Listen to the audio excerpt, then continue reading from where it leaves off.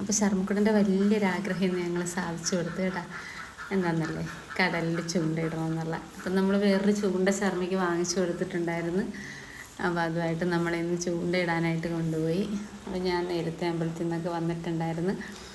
ഞാനും മൂർത്തിയും കൂടെ അവനെയും കൊണ്ട് ചെത്തി ബീച്ചിലാണ് വന്നത് കേട്ടോ. അപ്പോൾ അവിടെ ഇപ്പോൾ ഹാർബറിൻ്റെ പണിയൊക്കെ നടക്കുന്ന കാരണം നല്ല രസമാണ് കാണാനും.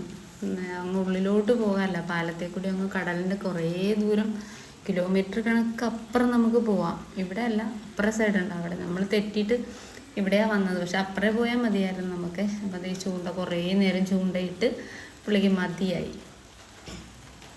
നമ്മൾ ഈ അപ്പുറം സൈഡിലോട്ട് പോവുകയാണ് കേട്ടോ. അപ്പുറം എന്നിട്ട് പുള്ളിക്ക് അപ്പോൾ അവിടെ ചെന്ന് കഴിഞ്ഞപ്പോൾ എല്ലാവരും കൂടി കുളിക്കുന്നൊക്കെ ഉണ്ട്. പിന്നെ പുള്ളി വന്ന് ഡ്രസ്സൊക്കെ മാറി കരുതിയാൽ പോയത്, ഇറങ്ങാൻ പറ്റുമെങ്കിൽ വേറെ ഡ്രസ്സൊക്കെ ആയിട്ടാണ് പോയത്. അപ്പം അതുപോലെ തന്നെ കുളിക്കാനൊക്കെ പറ്റി. പുള്ളി കുറേ നേരം കുളിക്കുമ്പോൾ അതൊക്കെ ഒക്കെ ചെയ്ത്.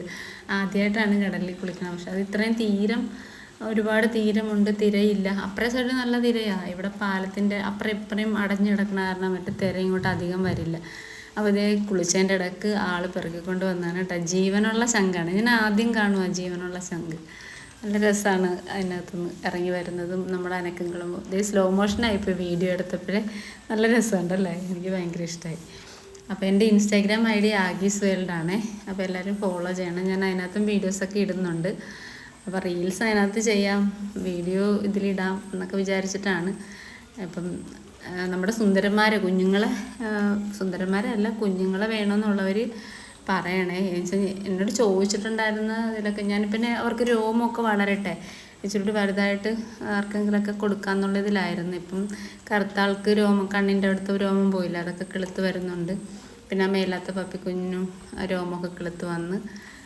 അപ്പോൾ ഇപ്പോൾ ഓക്കെ ആയിട്ട് വരുന്നുണ്ട്. അപ്പം മെസ്സേജ് അയക്കണമെന്ന് വെച്ചാൽ നമുക്ക് കൺഫേം ചെയ്ത് വെച്ചാലേ എനിക്കൊരു സമാധാനമാകത്തുള്ള.